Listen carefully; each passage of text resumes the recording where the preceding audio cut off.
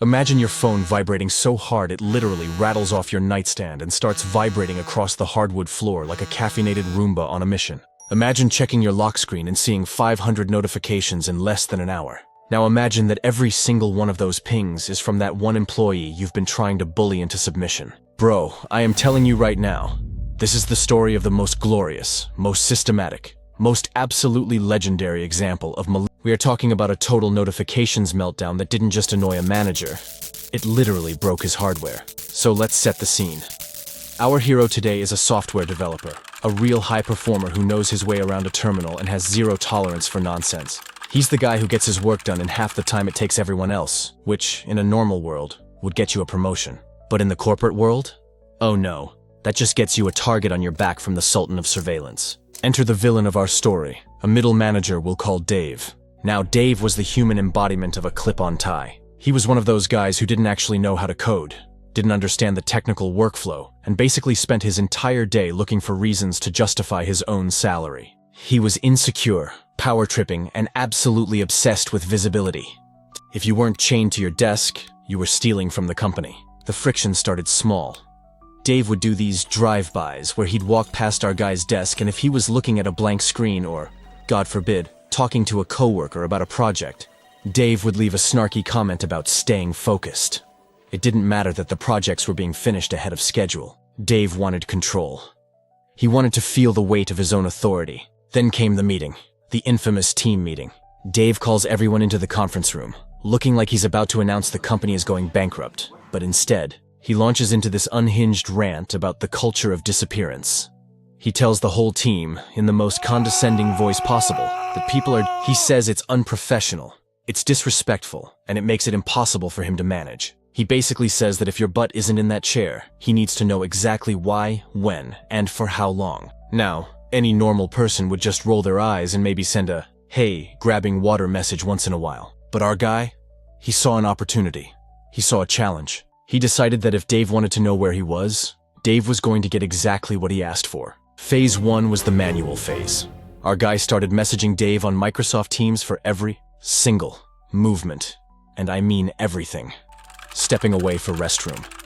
Going to grab coffee. Printer run. Walking to the break room to see if there's any of those stale donuts left. Coming back from the break room with a napkin.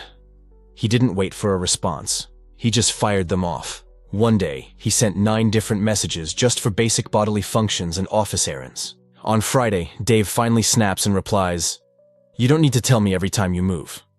And our hero, with the straightest face ever, just types back, "I just wanted to make sure I'm being professional, like you asked. I'd hate to be one of those people." Dave didn't bring it up for the rest of the day. But Dave couldn't help himself. He was a glutton for punishment. Instead of backing off, he doubled down a few weeks later during a performance check-in. This is where it gets good. Bro. He tells our guy that his productivity looks good on paper, but he wants more granular insight into the workflow. He literally tells him, in writing, and this is the key. The paper trail is the most important part of the heist. I want to know every single thing you are doing as you do it. Every task, every step, every update. I want to be in the loop for the entire process. Our guy looks him in the eye and asks, "Just to be clear, like if I'm updating a file or checking a ticket, do you want a notification for that?" And Dave, feeling like he's finally asserted his dominance, smirks and says, "Yes, I want to know everything, as it happens. Big mistake. Huge." Our guy goes back to his desk, and he doesn't start typing messages. He starts typing code. You see, when you're a developer, you use tools like Jira for tracking tasks and Git for saving your work. Every time you save a little bit of code, it's called a commit. If you're working on a big project, you might commit your work 20, 30, 40 times a day just to keep things organized. Usually these notifications go to a group channel or a log, but our guy, he wrote a script. He set up a custom automation that triggered an email to Dave every single time he did anything in the system. Saved a email to Dave. Internal server pinged, email to Dave. He even set it up so that his Outlook would forward a status update. He waited for Monday morning to trigger the trap. He got into the office early, took a deep breath, and hit run. For the first hour, it was a steady stream. Dave's computer was probably just chiming every couple of minutes. Not too bad, right? But then our guy really got to work. He started a major refactoring project, which meant hundreds of small updates. By 10 a.m., Dave had received over 200 emails. By noon, that number had climbed to 600. Think about that. 600 emails in 4 hours. That is roughly one email every 24 seconds. He was in meetings with other managers, and his pocket was just buzzing like a hornet's nest. He couldn't even use his computer, because every time he tried to open an important email from a client or the CEO, it was buried under 75 notifications from our hero saying, "Updated line 402 of the CSS file." Or, because our guy was a high performer, he was actually doing the work. He wasn't spamming junk. He was sending exactly what Dave asked for. Every single step of his process. Around 2 p.m., the Outlook meltdown happened. Dave's mobile device actually froze up. The sheer volume of incoming data and constant notifications caused the app to crash.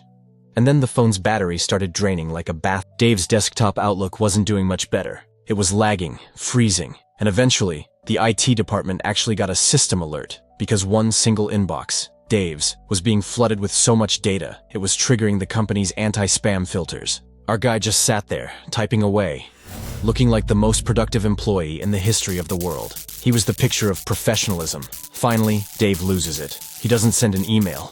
He can't. His Outlook is dead. So he actually storms out of his office. Everyone in the office stops and looks.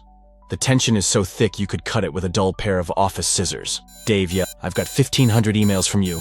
What are you doing? He just keeps typing for a beat, hits save. Sending one more email to Dave's pocket, and then slowly turns around. He looks at Dave with the most innocent, confused expression you have ever seen. "Is there a problem, Dave?" he asks calmly. I missed a message from the director because of your updates." Our guy just tilts his head. "I'm confused. On Monday, you told me in writing that you wanted to know every single thing I was doing as I was doing it. You said you wanted to be in the loop for the entire process. I've been working really hard to make sure you have total visibility into every subtask, just like you requested." The beauty of this, bro, is that Dave knew he was trapped. He couldn't fire him for doing exactly what he was told to do. He couldn't even write him up because our guy had the original email from Dave framed. Not literally, but essentially, in his digital archives.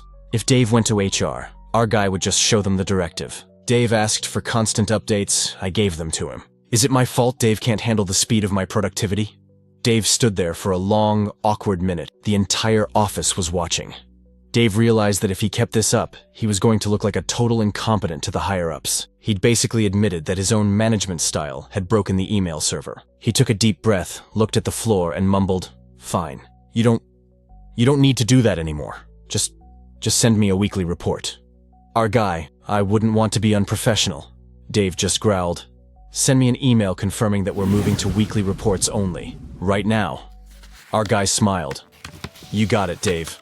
He turned back to his keyboard, typed out a quick summary of the conversation, and hit send. One last ding went off in Dave's pocket as he slinked back to his office, defeated, humiliated, and with about 1,600 emails to delete. From that day on, Dave never, and I mean never, questioned our guy's whereabouts or productivity again. He stayed in his office, kept his door closed, and let the developers actually do their jobs. It was a total victory. The Sultan of Surveillance had been dethroned by a simple script and a whole lot of malicious compliance. The aftermath was even better. The story became a sort of folk tale in the IT department. It warned every other middle manager in the company that if you try to micromanage a tech person who knows how to automate their workflow, you're not going to like the visibility you get. Dave eventually decided to pursue other opportunities a few months later. Probably somewhere where he could bully people who didn't know how to code. But our hero stayed, got a raise, and according to legend, still has that "tell me everything" email saved in a folder titled "in case of emergency." At the end of the day, it just goes to show, because if you treat your employees like they're children who can't be trusted to go to the bathroom without permission, eventually, one of them is going to show you exactly how much work it takes to keep you informed. And you might just find out that you're not nearly as important to the process as you thought you were. So what do you think? Did our hero go too far by breaking Dave's phone, or was this... Personally, I think he should have let the script run for a full 40-hour work week just to see if the server would actually explode. Talk about a firewall. Let me know your best malicious compliance stories. I want to hear them all. And if you want more stories of corporate revenge and petty brilliance, Until next time, stay professional, but not too professional.